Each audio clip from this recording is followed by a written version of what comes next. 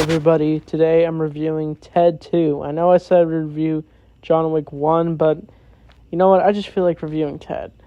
And I know there's people are probably going to say the movie ain't really relevant anymore, but I don't care. I like the movie, and I want to talk about it. And so basically, this movie is trying to be as big as the first movie, with more comedy and more stuff. And basically, it's a very, there's still that same formula the first Ted had, but they still do a good story with this. It's basically where it's about Ted trying to get his legal rights as a person, even though people don't view him as a person because he's a teddy bear. And so it's a never-ending battle for him. It all starts because he is not getting along with his wife. It does open with him at his wedding. And I thought that dance number was nice. It was a nice party. There were some funny moments, like the Thunder Buddy song singing. But apparently Johnny's depressed because he divorced Lori. But apparently the actress couldn't return to the movie because she was pregnant at the time. But they originally wanted to kill her off, but they thought it was too dark, so they just did the simple divorce. But Ted's not really in a good relationship either after the wedding. He's now fighting with his wife, the girl at the grocery store. And it's just not going well. But then Ted decides he wants to have a kid. And he announces this to John. And the funniest part is they're watching Law and Order, and they're just singing the theme song. Ted is, but I honestly imagine him saying like a teddy bear instead. And once he announces this news that he's gonna have a kid, or at least try to, he's gonna try to get someone to, I'm gonna talk about something a little adult here, since this movie is rated R. So what Ted needs is, because he's a teddy bear, he can't make out, so he needs someone's to basically have a kid. And he's tried to offer a Flash Gordon, but he said he's done it too many times and he's just dull. And John and Ted accidentally ruined his car, and it's funny. Also, another funny scene is because Johnny is so depressed that he has a girl, he's not getting a girl, that he has to look at some very adult things. And Ted discovers this after trying to use his laptop. And then they decide they have to bury it. They first smash the computer. And I just love how Johnny's just like, I have a disease, I need help. And then Ted, I'm sorry if I'm saying something a little controversial, because this moment is meant to just be funny. Because, I don't know, this has a lot of jokes that can probably be offensive. And so they smash the laptop and they literally bury it underwater. That was funny. And so later, Ted and Johnny try to look for someone else to, and they decide to go for I think it was a golf player. I think it was, I don't remember the name. I'm not good with sports players. So they basically want his, and so they literally sneak into his house, and I love Ted's little poncho and hat, and they literally just try to take it. His, sorry, I'm not trying to say anything to get in trouble on YouTube. And so, Ted and Johnny end up escaping the house after getting in trouble. He's like, hey, what are you guys doing? Wait, I think it was Tom Brady. It was Tom Brady who they're trying to get, to help Ted have a kid. And, it was quite something. And then, Ted's like, hey, why don't you do you? And then Johnny's like, oh. And Ted was like, he said he was going to ask, but he was just too afraid since Johnny's been so depressed because he doesn't have a girlfriend. But as this goes on, they realize they can't have kids. But the funniest scene is where Johnny and Ted go to a hospital and they find a bunch of, I'm just going to say it, they find a bunch of baby sperm. And apparently, the funniest part is once Johnny tries to show it to Ted, his sperm, and then Ted's like, I can see it right here, and then he accidentally drops a container of someone else's sperm, and Donnie's like, oh no, that's someone's kid, and then they accidentally, when John tries to fix out the mess, he ends up accidentally dropping a whole bunch of it, and it's covered all over him. It's very gross, vulgar stuff, but it's hilarious. And then Ted just takes a picture of it. It's like, Happy Grr Mondays, and Johnny's like, no! That moment was just, damn, it was hilarious.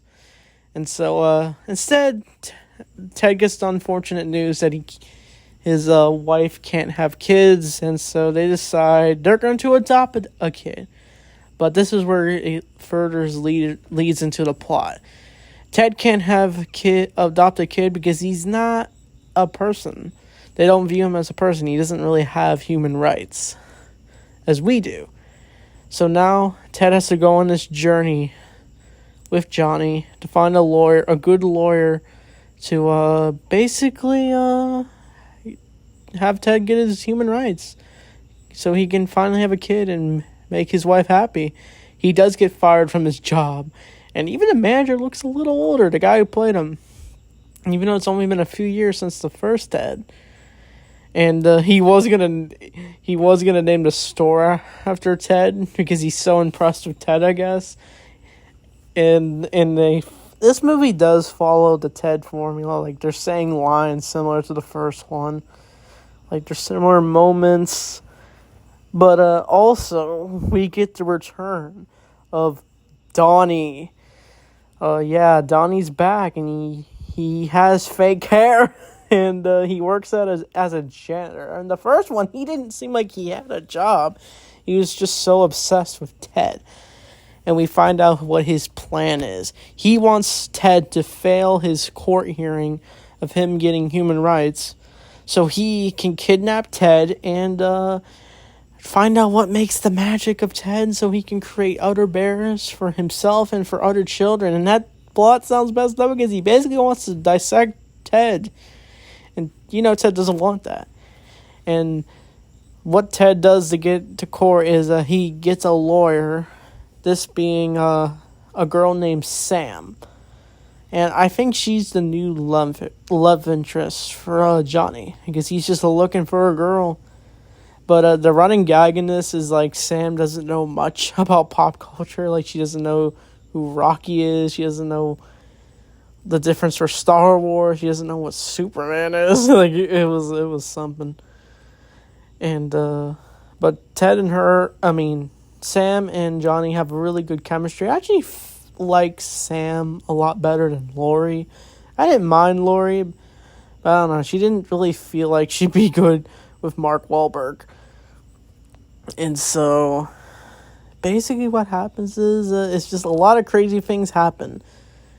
They first go to court, but Sam's still experienced with being a lawyer. She basically fails the trial by a prosecutor, and Ted's very sad because he doesn't have his rights. But this leads to them going on a sort of little camp trip, and they're going to find another lawyer that's good. I mean, they're not trying to say Sam's bad, but they want someone that can really help Ted's case. That being, the lawyer is Morgan Freeman, legendary actor. But he first rejects because he doesn't really believe in this whole teddy bear thing. But instead, our trio go to the woods and take a little camp trip. And they end up getting into a car crash. Ted's like driving the car. It's hilarious. He ends up getting burnt a little from smoking weed. And they end up crashing into a barn. And it appears that the only thing Sam and Johnny have in common is, like, they like to smoke weed just like Ted. And there's this joke where I'm not gonna get too in detail, but it's a little sex toy where it's like a thing for smoking weed. And in this woods, as they're traveling through it after the car crash, they end up finding a whole farm full of weed. And it's just like, whoa, I don't understand how they can smoke that. But we do get this funny scene where Ted is dressed up like a cowboy. He's just like, look, take a look at this. I found a rifle and a guitar. Ted ends up accidentally shooting it because he didn't think it was loaded, but it was. But we do get this nice scene where Sam actually sings this song called Mean Old Moon. Like, I don't know, that song was really nice, refreshing. And ends up having Johnny and her finally kiss. And then after this, they are chased by the farmer. So yeah, it wasn't so abandoned after all. And then we get this cool car chase, and they end up trying to take as many weeds as possible. And what happens next is Ted tries to use the weed thing they had, but he doesn't want to put, in his mouth. And then Johnny ends up taking a picture of Ted doing it because he couldn't help himself, and it's just funny. And so later, they end up going to this sort of Comic-Con where Hasbro is the place Donnie's working at, and they're having this big Comic-Con. And the CEO there doesn't want to be involved with Donnie's little mission because he's really obsessed with teddy bears. And so Ted and Sam and Johnny, they have a little quarrel because they're really good in the relationship, but Ted is very close to not getting his rights, and he's very pissed off about it. And then he kind of just rudely yells at them and just walks away, pouting. And then he goes to Comic-Con, and that's where Donnie sees him. And we get some of the funniest scenes in this Comic-Con. We see Patrick Warburton again. He's returned as the guy, and I thought his character was funny. But we get a bunch of cool scenes. We get this giant bumblebee statue. I thought that was nice. But instead, Ted is visited by Donnie disguised as Raphael because Ted just encountered a haunted car who's best friends with David Hasselhoff. But after that scene, Ted encounters Raphael disguised as Donnie, like I said, and he's just like, I'm a fan of you from the 90s. And then Ted's like, thank you. He's just like, thanks a lot. And then he asks for a picture, but then they go into the room. And he's just like, why are we doing this in here? And he says, I don't want you to get recognized. And then Ted's like, that's true, I've been mistaken for an Ewok 3 times. And then Donnie takes out the mask, and then Ted's like, holy crap, Donnie! And then Donnie talks in a very creepy voice. He's like, I have big plans for you, Ted. And then Ted just says, go to hell, and then we get this funny goose chase. But instead, Ted ends up hiding in a bunch of teddy bears, and then Donnie ends up singing the song Sweet Caroline, and then he's just like, and then that's what causes Ted to break the silence in the hidden teddy bears, and then Ted is knocked out, and then the guy is just like, hey, you're gonna buy that bear? Donnie's like, yes, it reminds me of my childhood. And then he goes, that's great, $40. And then Ted literally did call Johnny earlier.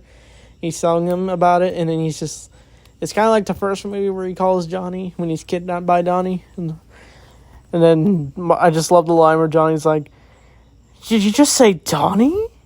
And then Sam and Johnny decide to go to Comic-Con, and they couldn't find Ted, but they finally do when Ted literally is about to get dissected by Donnie.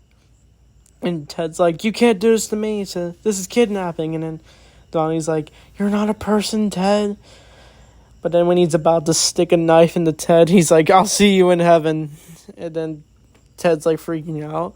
Honestly, his whole setup, like Donnie's setup for this whole teddy bear torture room, like it's so odd. Like you just feel the oddness of Donnie.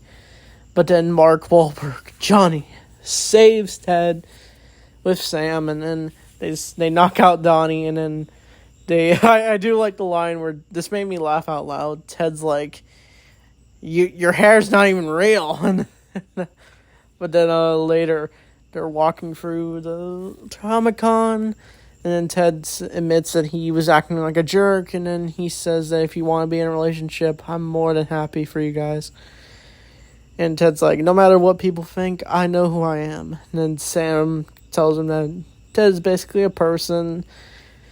And so, but what happens next is Donnie is reawoken, and he really just wants to kill Ted at this point. He tries dropping a rocket ship that was I think it was from Star Trek, and then he's about to hit Ted, but Johnny swoops in, and then he gets hit, and he's crushed by a billboard, and we almost think Johnny's about to die from the injury, and then the security guards ask who did it, but then Ted's like, it was the guy just like the Ninja Turtle, and then the funniest scene is where he tries to see which Ninja Turtle it is, and then Ted pulls out the song that will make Donnie reawaken. He plays a song, I Think We're Alone Now. It's funny. He's doing the exact same thing Donnie was doing. He's trying to get a song to get Ted to talk. But then it works on Donnie, and then he's arrested, and then, this is where the movie gets serious. Johnny's about to die because I guess the injury killed him, but it appears when the next day, when they have to say their goodbyes, it's revealed Johnny survived. I was a bit confused. Like, how did he survive that? I get he did say like he went through the procedure of his coma, and then he woke up, I guess, and then he decided to play along. He's just like, and then Ted just like punches him, and everyone's freaking out. It's funny.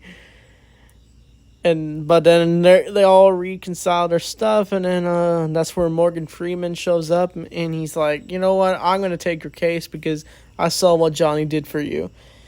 And so after that, they go to court, and then Ted finally gets his human rights. And the movie ends, and so it ends with them finally adopting a kid, and that's a nice way to end the Ted movie. So, Ted 2 was a really good sequel, very funny, not as good as the first one. I don't know if I prefer the first one over this one, but I don't know. So tell me, what do you think of Ted 2? I'd give it, why not a 9 out of 10 or a 10? So with that being said, I think I'll review John Wick next. So that being said, thanks for watching, and see you guys next time.